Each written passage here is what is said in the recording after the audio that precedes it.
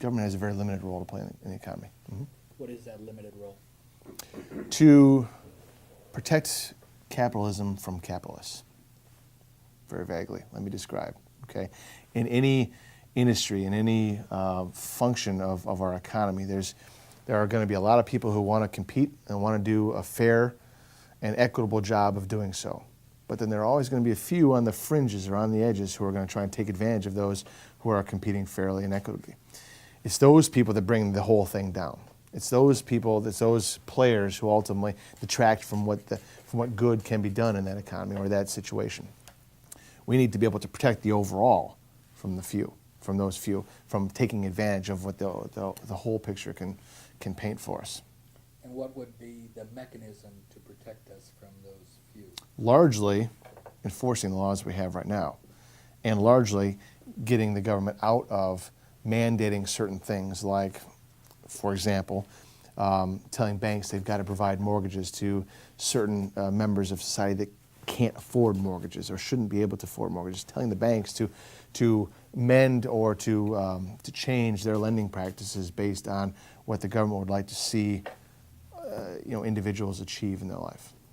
Did the housing bubble burst because government induced lenders to do that?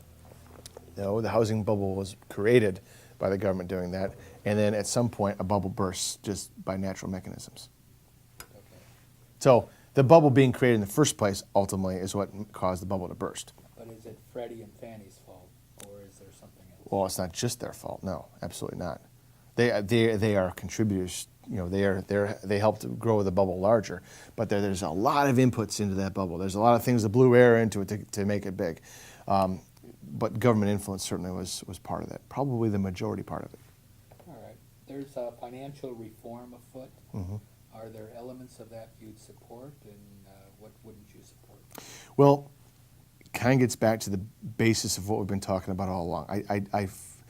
I don't agree with the financial reform package as it stands right now because it still takes the approach that there are some companies that are too big to fail. There are some companies that need to have government resources given to them or loans made to them to stay afloat.